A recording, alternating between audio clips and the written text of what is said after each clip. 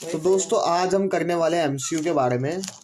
तो एमसीयू कैसे वर्क करती है ये हम जानेंगे। तो एमसीयू को वर्क करने के लिए दोस्तों सबसे पहले जो चाहिए होती है वो चाहिए होती है वीसीसी की सप्लाई। वीसीसी की सप्लाई मतलब प्लस वोल्टेज 5 वोल्ट या 3.3 वोल्ट एमसीयू को चाहिए होती है। उसके बाद दोस्तों एमसीयू को ग्राउंड की सप्लाई चाहिए होती है और एमसीयू वर्क कर देती है स्टार्ट। नहीं दोस्तों, ऐसा बिल्कुल नहीं है। एमसीयू को वर्क करने के लिए क्रिस्टल की फ्रीक्वेंसी भी चाहिए होती है जिससे ये अपना मैसेज दूसरे कंपोनेंट्स तक पहुंचा सके। एमसीयू एमसीयू कभी भी किसी भी कंपोनेंट को चलाने के लिए पल्स जो होती है उसका इस्तेमाल करती है और वो एमसीयू खुद जनरेट नहीं कर सकती, वो क्रिस्टल की फ्रीक्वेंसी से ही वो जनरेट कर पाती है पल्स। तो दोस्तों एमसीयू क्या क्या कंट्रोल करती है। सबसे पहले एमसीयू करती है बाईपोलर आईसी हमारी कंट्रोल। उसके बाद ये सेंसर इसी से कंट्रोल किए जाते हैं, सेंसर की इंफॉर्मेशन इसी पे आती है। उसके बाद ये बजर को कंट्रोल करती है। स्विंग मोटर दोस्तों हो गया हमारा, ब्लोअर मोटर हो गया दोस्तों। सब टाइप्स के मोटर एमसीयू द्वारा कंट्रोल किए जाते हैं। एमसीयू की जो प्रोग्रामिंग होती है, जैसे कि दोस्तों हमारे फ़ोन में एक सॉफ्टवेयर होता है, वैसे ही एमसीयू को वर्क करने के लिए एक इसमें प्रोग्रामिंग होती है। उस प्रोग्रामिंग को हम एसी पीसीबी में क्या कहते हैं, ई प्रोम कहते हैं दोस्तों। और उस ई प्रोम से दोस्तों हमारा एमसीयू, उस ई प्रोम उसका सॉफ्टवेयर हो गया दोस्तों, जिसमें से एमसीयू हमारा डाटा लेती है और इसमें सारी इंफॉर्मेशन होती है एसी की कि किस कमांड पे क्या डाटा, क्या टास्क परफॉर्म करना है। तो आप ऐसा समझ सकते हैं कि एमसीयू सिर्फ ब्रेन है, एमसीयू जो है वो काम करवाती है किसके बेसिस पे दोस्तों, ई प्रोम के बेसिस पे। सबसे पहले हम क्रिस्टल को क्लैरिफाई करते हैं। क्रिस्टल क्या है दोस्तों। क्रिस्टल 2 टर्मिनल का होता है हमारा एसी पीसीबी में दोस्तों। कई बार इसको 3 टर्मिनल में भी देखा गया है, बीच वाला इसका ग्राउंड में हो जाता है। अब 2 टर्मिनल का होता है तो जब हमारी एमसीयू में वीसीसी की सप्लाई मिल जाती है और ग्राउंड की सप्लाई मिल जाती है, उसके बाद एमसीयू को वर्क करने के लिए क्रिस्टल की सप्लाई चाहिए होती है, फ्रीक्वेंसी चाहिए होती है। क्रिस्टल को किसी भी तरफ से लगाया जा सकता है दोस्तों। क्रिस्टल को आप किसी भी तरफ से लगा सकते हैं, उल्टा लगाए या सीधा लगाओ, क्रिस्टल सेम वर्क करेगा। मैं आपको एसी पीसीबी में क्रिस्टल दिखा देता हूं दोस्तों। तो ये है हमारा क्रिस्टल, ये एमसीयू के साथ में लगा है, ये क्रिस्टल होता है।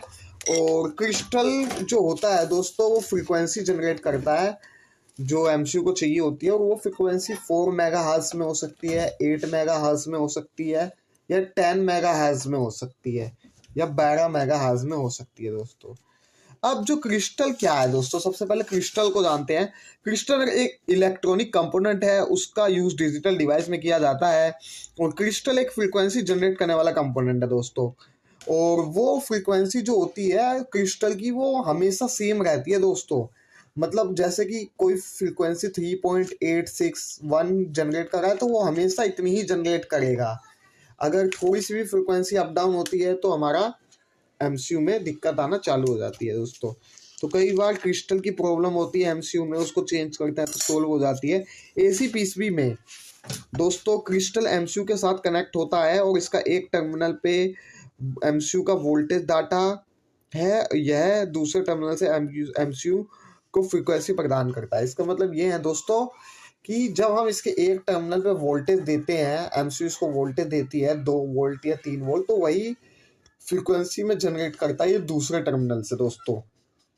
और ये ठीक है कि नहीं, ये वर्क कर रहा है कि नहीं, इसको ऐसे ही पता लगा सकते हैं कि जैसे कि क्रिस्टल है तो इसके एक टर्मिनल पे जो वोल्ट है, इनपुट पे जो वोल्ट है, आउटपुट पे जो वोल्ट है वो मतलब थोड़ा ज़्यादा होती है आउटपुट पे वोल्ट।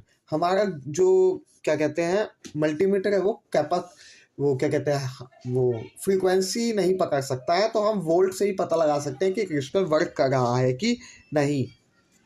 अब क्रिस्टल के बारे में और जाने तो क्रिस्टल में क्या प्रॉब्लम हो सकती है दोस्तों।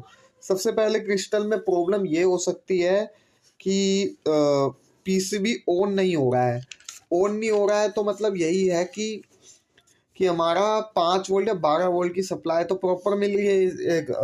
5 वोल्ट और 12 वोल्ट की सप्लाई हमारे पीसीबी में मिल रही है, पर पीसीबी ऑन नहीं हो रही है हमारी, तो उसमें उस केस में क्या हो सकता है दोस्तों कि हम डीएसओ से क्रिस्टल की फ्रिक्वेंसी चेक कर सकते हैं, और जो इसकी फ्रिक्वेंसी है मतलब क्रिस्टल पे जो लिखा है उतनी मेगाहर्ट्ज फ्रिक्वेंसी मिल रही है क्रिस्टल से, तो इसका मतलब क्रिस्टल ओके है, और अगर उतनी नहीं मिल रही है तो इसका मतलब क्रिस्टल खराब है।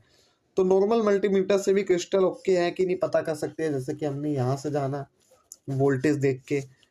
उसके बाद ये है कि दोस्तों क्रिस्टल का बस इतना ही है। उसके बाद जो सेकंड रिक्वायरमेंट होती है, थर्ड रिक्वायरमेंट जो होती है वो होती है ई प्रोम।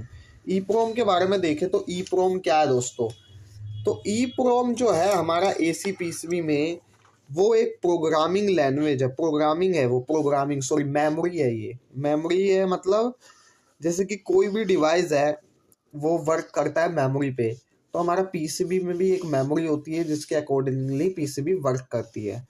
तो इसकी फुल फॉर्म क्या है, electrical erasable programmable read only memory दोस्तों। तो ई प्रोम के बारे में इतना ही हमें जानना है, और ज़्यादा जानने की आवश्यकता तो हमें है नहीं। जब एमसीयू का मतलब ही पता नहीं चलेगा कि क्या कोड, क्या कमांड का क्या मतलब है, तो एमसीयू वर्क कैसे करेगी। एमसीयू का मतलब ही नहीं पता चलेगा कोई भी कमांड का, तो एमसीयू वर्क कैसे करेगा। तो एमसीयू कमांड का मतलब कहाँ कैसे पता चलता है एमसीयू को, तो पता चलता है हमारे ई प्रोम से दोस्तों। अब क्या फॉल्ट देखने को मिलता है जब ई प्रोम हमारा वर्क नहीं करता है दोस्तों, ई प्रोम कभी कभार हमारा करप्ट हो जाता है, तो एमसीयू वो जो हमारा पीसीबी है वो किसी कमांड पे रुक जाता है दोस्तों, वो फ्रीज हो जाता है किसी कमांड पे। सेकंड केस में हमारा कभी कभार कोई दिक्कत नहीं होती पीसीबी में, तब भी पीसीबी वर्क नहीं कर रही होती है, तो वो हमारा ई प्रोम का ही फॉल्ट हो सकता है दोस्तों। ई प्रोम में सॉफ्टवेयर हमें अपडेट करना होता है, तो वो कैसे करते हैं सब हम जानेंगे। अब ई प्रोम कितने स्टोरेज का होता है दोस्तों, तो ई प्रोम 2 KB 4 KB 6 KB और 8 KB में, मतलब इतने में ही हमारा डाटा सारा आ जाता है। ई प्रोम को जब वीसीसी और ग्राउंड की सप्लाई मिल जाती है तो हमारा ई प्रोम दोस्तों वर्क करने लगता है। सर्किट का काम जो है दोस्तों वो सबका अलग अलग है हमारे ई प्रोम में। मतलब जो ई प्रोम का जो हमारा ई प्रोम होता कैसे है मैं आपको बता देता हूँ। हमारे ई प्रोम जो होता है वो 8 पिन का होता है दोस्तों, और जो हमारे ई प्रोम में ये वाली 1 2 3 है, 1 2 3 ये नॉट यूज होती है दोस्तों, ये एनसी होती है नॉट यूज। और जो हमारा 8वां नंबर है वो होता है वीसीसी सप्लाई का, मतलब +V, और ये चौथा नंबर ग्राउंड। और डब्लू वाला जो होता है वो हमारा प्रोटेक्ट का होता है, राइट प्रोटेक्ट का, मतलब ये प्रोटेक्शन के लिए होता है, ये भी ग्राउंड होता है। और जो हमारा 6th नंबर होता है वो दोस्तों SCA का होता है, और जो हमारा 5th नंबर होता है वो SDA का होता है। ठीक है दोस्तों। Okay sir. तो दोस्तों हमारा जो जैसे कि हमारी एमसीयू है, तो एमसीयू को वर्क करने के लिए सबसे पहले क्या चाहिए, वीसीसी की सप्लाई चाहिए, उसके बाद चाहिए अपनी ग्राउंड की सप्लाई। अब ये क्रिस्टल की सप्लाई मिलने के बाद वो वर्क करने लगेगी, बट जब भी कोई कमांड दिया जाएगा इसको तो ये क्या क्या करेगी इसको नहीं पता है दोस्तों, इसका बस ये कमांड प्रमोट करवाती है। तो ये जो है एमसीयू, ये एस सीरियल क्लॉक, ये SCA पे इसका एक पॉइंट जुड़ा रहता है एमसीयू का, और ये SDA वाला इस पे जुड़ा रहता है। तो दोस्तों ई प्रोम के पास पल्स नहीं होता है, सबसे पहले इसके पास पल्स नहीं होता है दोस्तों, और इसके पास पल्स नहीं होता है तो ये कैसे इससे वार्तालाप करेगी, इंफॉर्मेशन का आदान प्रदान कैसे होगा दोस्तों।